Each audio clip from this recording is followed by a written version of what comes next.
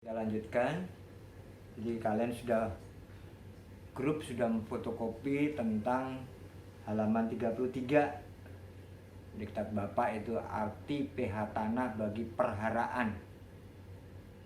Kemampuan tanah mempengaruhi serapan unsur hara dan pertumbuhan tanaman melalui dua cara, yaitu berlangsung melalui ion hidrogen, pengaruh tidak langsung yaitu melalui tersedianya unsur hara dan adanya unsur toksin.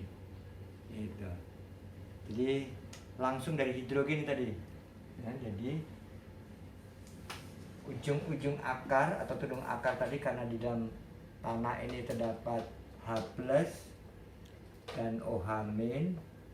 Nah, hidrogen ini H+ akan tertarik ke sana bila H negatif sudah ada di dalam akar, atau kebalikannya. Jadi muatan plus dan muatan negatif saling tarik menarik. Tidak hanya kosong H+, tapi sudah membawa kelarutan. H- juga sudah membawa kelarutan. Maka disebut tadi tekanan hidrostatis. Ya, kalian lihat di halaman 33 itu mengaruh langsung ion hidrogen. Jadi ion hidrogen diperlukan. Ya, karena ion hidrogen itu ada dalam air. Air kenapa bisa menjadi pelarut? Karena mengandung muatan H+ dan H negatif yang mengakumulasikan unsur-unsur di dalam tanah menjadi misal-misal tadi, menjadi koloid-koloid di dalam lapisan batuan induk atau lapisan topsoil. Nah, itulah nanti yang terabsorpsi oleh jaringan-jaringan silem. Ingat, jaringan silem dari ikatan pembuluh angkut itu membawa air dan pupuk-pupuk unsur makanan dari dalam tanah menuju ke daun. Kebalikannya, hasil fotosintesa itu melalui jaringan fluem, jadi nggak tabrakan. Silem dan fluem itu berbeda, disebut jaringan ikatan pembuluh angkut. Jadi hasil fotosintesa di daun kenapa bisa ditranspirasikan atau dikirimkan dari daun menuju ke akar, itu melalui jaringan fluem.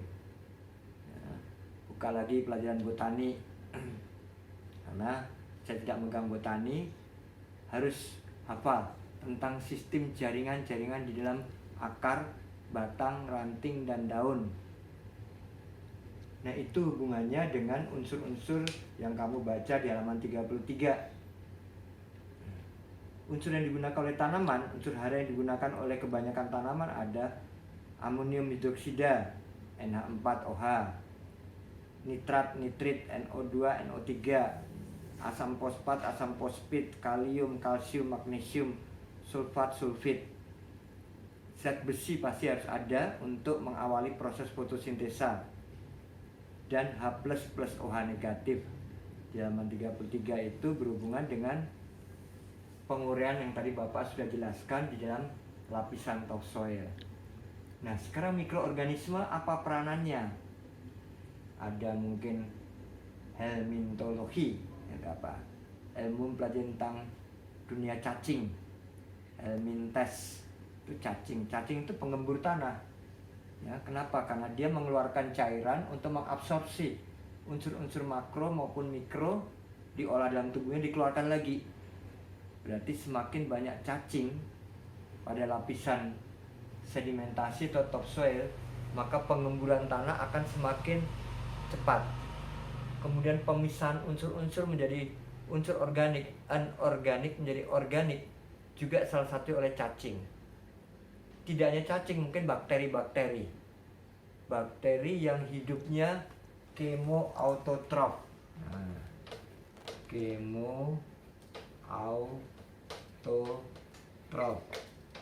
Bakteri yang makan besi, bakteri yang makan nikel, logam-logam itu dimakan oleh bakteri ini, diolah sehingga timbul garam-garaman tanah. Jadi kalau tanah bekas vulkanik, vulkanologi, contoh di Jawa Tengah, Jawa Timur banyak gunung-gunung api, itu masih toksin semua, racun.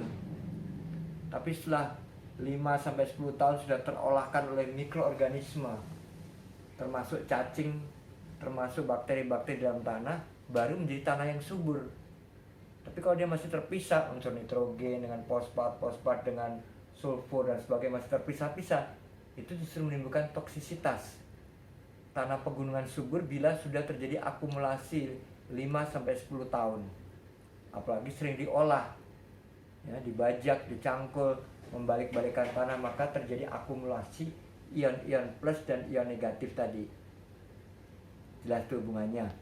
Jadi jangan menganggap tanah vulkanik itu subur setelah dia menyatu menjadi garam-garaman tanah. Tapi sebelum dia menjadi garam-garaman tanah, sudah pasti dia toksisitas. Itu ada hubungan tanah dengan tanaman. Respirasi aerob dari sel akar, ya.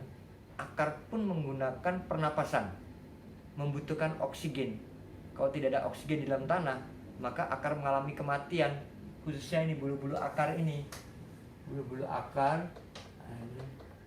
atau disebut akar adventif.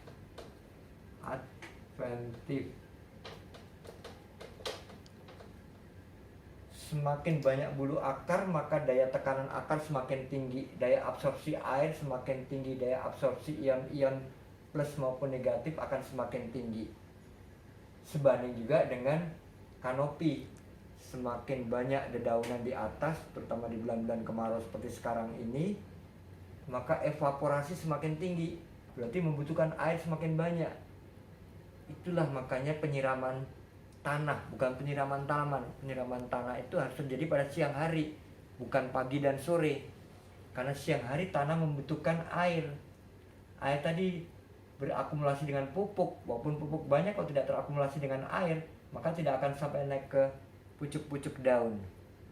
Sementara pucuk-pucuk daun atau daun yang semakin besar, evaporasinya semakin tinggi, membutuhkan air banyak. Seperti kemarin yang sudah Bapak kemukakan, CO2 plus H2O. CO2 bebas dari udara, ya, daun mengabsorpsi CO2 bukan untuk bernapas, untuk membuat karbohidrat. H2O harus ada. Dari mana? Dari dalam tanah, dari akar simpur akaran tadi, untuk mengirim ke atas, untuk membuat reaksi-reaksi pupuk menjadi reaksi organik, ya, untuk pengangkutan unsur tertentu diberi energi yang berdasarkan dari proses respirasi. Jadi saat akar ini melakukan respirasi, dia menghisap apa? O2. Tapi dia mengeluarkan CO2. CO2. Nah, O2 itu diserap oleh sel-sel akar untuk tumbuhnya akar. Tapi CO2 diserap oleh bakteri-bakteri yang anaerob. Ada bakteri yang sifatnya anaerob. Ya. Misalnya, nanti kita uraikan sendiri, misalnya bakteri Nitrosomonas, bakteri Nitrosococcus. Nah, ini semua ini merombak unsur N2 mentah menjadi NO3, menjadi NO2. Nah, ini tanpa membutuhkan oksigen dia ada di dalam lapisan topsoil, bakteri-bakteri tersebut. Berarti tanpa bakteri maka nitrat dan nitrit ini tidak akan terbentuk.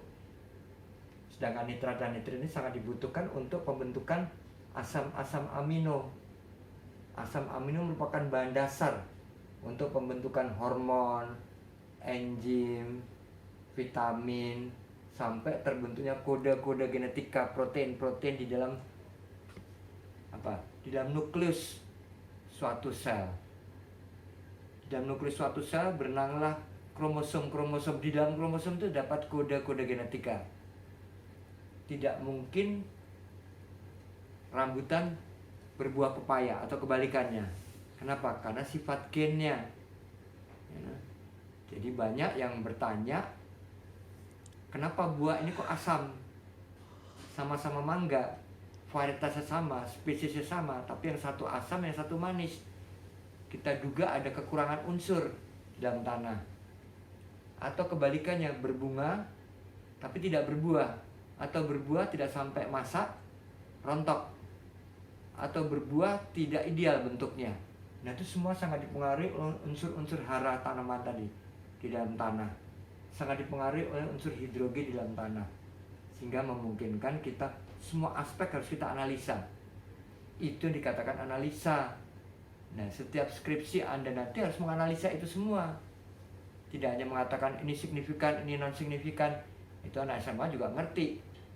Tapi bagaimana terjadinya signifikan atau tidaknya yang dipupuk ataupun yang tidak, atau menggunakan olahan atau tidak, atau olahan menggunakan cangkul dengan olahan menggunakan traktor, sudah berbeda. Perubahan tekstur tanahnya sudah berbeda. Itu pun sudah dianggap perlakuan atau treatment dalam rancangan percobaan. Itu kamu bisa baca sendiri dalam halaman 33. Sama juga di halaman 34 itu ada pertukaran antara tanah dan lautan tanah, pergerakan hara di daerah yang dipengaruhi oleh koloid tadi, unsur koloid, pertukaran antara akar dan larutan tanah. Jadi butiran-butiran tanah ini tadi, katakan ini butiran-butiran tanah semua di sini, ini tanah dan batuan ini tidak mungkin dia mengeluarkan unsurnya masuk ke dalam tudung-tudung akar tadi. Kalau dia tidak digemburkan, kalau tidak bereaksi, maka gumpalan-gumpalan tanah yang mengandung unsur Fe, sulfur, karbon, dan sebagainya, nitrogen ini, baru dia bisa menjadi kelarutan apabila ada air, ada H+ dan OH-.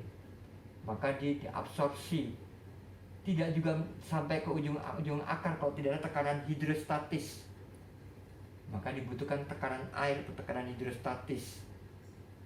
Sampai di akar pun tidak dapat naik ke atas kalau tidak ada tekanan akar. Tekanan akar sebanding dengan jumlah evaporasi. Nah, ini P akar tekanan akar, sigma tekanan akar meningkat karena apa dia? Karena sigma evaporasi juga meningkat. Sigma tekanan air H2O meningkat sebanding dengan tekanan jumlah evaporasi. Semakin tinggi evaporasi, semakin tinggi penguapan di daun, maka air pun semakin tinggi naik ke atas. Maka timbul tekanan hidrostatis. Dengan tekanan hidrostatis, tekanan akar semakin meningkat, maka tekanan akar pun akan semakin meningkat. Sehingga jaringan silem pun akan membawa unsur-unsur makro maupun mikro di dalam tanah menuju ke pucuk-pucuk daun pada masa vegetatif hingga masa generatif. Nah, itu tadi merupakan lanjutan di halaman 34, bisa kamu baca sendiri, sudah Bapak uraikan di sana. Kemudian halaman 35 tuh, pengaruh-pengaruh bahan organik, termasuk juga tadi hal yang menimbulkan granulasi tanah, hal yang membuat granulasi mantap setelah granula itu terbentuk. Secara praktikal ada dua hal granulasi tanah, yaitu tanah tadi menggumpal, menutup pori-porinya sehingga unsurnya tidak ada gunanya. Tapi ada yang granular yang tadi mudah larut dalam air sehingga unsur-unsur yang ada dalam tanah mampu terabsorpsi oleh tanaman. Nah, sehingga faktor yang mempengaruhi pembentukan granula tanah adalah tadi di halaman 35, pembasahan atau pengeringan, cukup tidaknya air, pembekuan atau pencairan kristal-kristal tanah, kegiatan fisik akar tumbuhan dan jasad mikro. Yang keempat, pengaruh bahan organik dan bahan buatan jasad mikroorganisme. Nah, itu tadi yang Bapak baru saja jelaskan, mikroorganisme sangat menentukan pengaruh modifikasi dari kation yang dijerat. Teknik pengolahan tanah atau lahan tersebut dibajak, dicangkul dengan menggunakan luku bajak atau dengan menggunakan traktor sudah berbeda. Alat pertanian olah tanah merangsang pembentukan agregasi yang larut. Di tanah itu menggumpal-gumpal di bulan kemarau. Setelah diairi juga tidak akan dapat hancur kalau tidak dibalik-balik oleh traktor dan sebagainya atau oleh bajak. Nah, sehingga gerakan yang menimbulkan keretakan, gerakan yang menimbulkan gesekan antara searah satu dengan searah lain, kemudian pukulan dari butiran air hujan, kemudian percampuran searah tanah, jasad mikroorganisme tanah, itu semuanya merangsang pembentukan granulasi tanah. Jadi granulasi tanah tadi juga dibantu oleh mikroorganisme waktu terjadi penggumpalan tadi. Di samping air sebagai pelarut, pengaruh bahan organik mengikat zarah yang terpenting, mengikat unsur-unsur yang sangat dibutuhkan oleh tanaman, memungkinkan zarah yang lepas terikat kembali. Jadi tanah sangat utama diolah untuk menyimpan unsur-unsur hara tanah supaya tidak mudah terlepas terevaporasikan dari permukaan tanah. Pembusukan akar menimbulkan granulasi. Nah, pembusukan akar apa? Kalau akar tanaman induk ya mengalami kematian tanaman tadi. Tapi kalau itu akar-akar yang lainnya, ilalang dan sebagainya, akan membantu proses pemupukan organik. Sifat elektron kimia, humus dan tanah liat sangat efektif dalam granulasi karena dia menggumpalkan, tidak mempercepat unsur tadi terlepas dari permukaan tanah, tapi justru dia tersimpan dalam lapisan topsoil. Lendir dan bahan dasar mikroorganisme merangsang terbentuknya kekerasan tanah. Nah, seperti yang terjadi beberapa puluh tahun yang silam di Kerawang karena kelebihan pupuk buatan, pupuk kimia, akhirnya tanah menggumpal pada bulan kemarau. Bulan penghujan pun sulit untuk terurai karena sudah menjadi batuan keras. Merupakan pemantapan granula. Dari granula bisa memadat atau memudar. Yang kita harapkan granula-granula tadi, gumpalan-gumpalan tanah tadi memudar dengan adanya air. Tapi kalau dia memadat, berarti tersimpan, tidak dapat terabsorpsi unsur-unsur mineral tanah tadi menuju ke tumbuhan, juga tidak efektif bagi tumbuhan. Nah, itu salah satunya dapat mengubah pengaruh liat dan tidaknya. Jadi kalau kalian jalan-jalan di Galengan, ambil tanah yang basah, setengah basah tadi, kamu colek pakai ibu jari dan telunjuk. Kalau kamu bulat-bulatkan begitu, dia jadi tanah atau jadi bola-bola, berarti tanah itu banyak tanah liatnya. Tapi kalau dia nggak bisa jadi bola-bola, buyar, berarti banyakkan pasirnya. Nanti bisa kamu praktekkan di sawah-sawah, di ladang-ladang tadi. Kamu colek aja tuh tanah di galangan yang setengah basah, kamu bulat-bulat antara ibu jari dengan telunjuk. Kalau bisa terbentuk bulatan, berarti banyak tanah liatnya daripada pasirnya. Tapi kalau itu buyar terus, nggak bisa jadi bola begitu, berarti banyakkan pasirnya. Nah, itu minimal hipotesa dugaan pertama kita sambil jalan di galangan sudah dapat menduga tekstur tanahnya bagaimana. Tanpa kita melihat pun dengan cara memegang tadi sudah dapat kita raba. Baru nanti kita analisa unsur-unsur haranya. Kalau dia banyakkan pasir, unsur hara akan mudah terlepas. Nah, itu sampai di sini mungkin ada yang ditanyakan. Silakan tanyakan, banyak sekali ini catatannya yang bisa kita diskusikan. Ya, justru itu kalian baca lagi sehingga memungkinkan nanti kita melakukan diskusi saat Zoom tatap muka. Baca dulu, yang tidak tahu bisa kamu tanyakan. Soalnya kalau tidak ada pertanyaan berarti tidak interaktif. Mahasiswa tidak proaktif. Kalian membaca, mungkin membacanya ngerti, tapi sistemnya apa yang kurang jelas. Ini baru teori, apalagi nanti di lapangan menghadapi tekstur tanah itu cukup sulit. Membeda-bedakan antara tanah liat, tanah pasir, pasir berdebu, debu berliat dan sebagainya. Ya. Bukan stratigrafi, tapi tekstur tanah. Bukan kontur, kalau kontur lembah dan lereng. Kalau stratigrafi itu lapisan-lapisan tanah. Dan tadi ada serasa, topsoil, sedimen, batuan itu stratigrafi. Tapi kita ambil tanah segenggam, nah itu sudah menunjukkan tekstur tanah yang berbeda-beda. Pada lapisan yang sama akan kita temukan tekstur tanah yang berbeda. Apalagi itu daerah pegunungan yang tanahnya labil ya, berubah-ubah, terbawa oleh air, lengseran air dan sebagainya. Nanti dalam pengairan, sistem pengairan, bagaimana kita mengairi, bagaimana kita membuat drainase, bagaimana tanaman-tanaman tadi cocok atau tidak, sesuai atau tidak ditanam pada lereng-lereng kemiringan, katakan 30 derajat sampai 50 derajat. Nah, itu pun kamu harus mengerti tentang tekstur tanah. Karena kaitannya ini tadi, proses yang baru saja Bapak jelaskan tadi. Silakan, sampai sini ada yang mau ditanyakan? Mungkin kita bisa diskusikan setelah Bapak jelaskan masing-masing komposisi, serasa, sedimentasi, batuan induk, dan komponen-komponen granula-granula tanah tadi. Ya, seperti kalau kamu jalan-jalan ke Lampung Selatan, itu nggak ada batuan, batu keras nggak ada, batu vulkanik nggak ada. Yang ada tanah liat yang mengeras. Kenapa? Karena nggak ada gunung api di sana.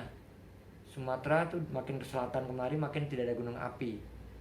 Sama Pulau Jawa bagian barat ini, kita Jawa Barat, gunung api sudah banyak yang padam. Berarti lapisannya banyak mengandung zat kapur, asam. Tapi makin kita menuju ke Jawa Tengah, Jawa Timur, banyak gunung api yang masih aktif. Ya, makanya tanahnya lebih banyak tanah vulkanik. Sehingga olah lahan pun harus lebih banyak. Pengairan pun juga harus lebih konstanta. Sehingga unsur-unsur organik atau anorganik dalam tanah tidak menjadi toksin. Kalau dia mengendap pada lapisan sedimentasi, akan menimbulkan toksisitas. Ini lapisan pasir di bawah, di atas batuan induk, lapisan sedimentasi. Karena pemupukan yang berkali-kali, pengolahan lahan mungkin tidak terlalu banyak, akhirnya terjadi penurunan gaya berat menuju ke medan konservatif gravitasi. W sama dengan M kali G, berat sama dengan massa kali gravitasi. Nah, massanya apa? Ya tadi massa pupuk-pupuk organik. Dia akan turun menuju ke medan konservatif gravitasi akibat adanya air, dan air menuju ke dataran rendah. Sehingga di dataran rendah akan tertumpuk unsur-unsur hara yang menimbulkan toksisitas. Sudah tuh, sampai sini dulu. Ada yang mau ditanyakan? Sehingga kita bisa lanjutkan diskusi berikutnya.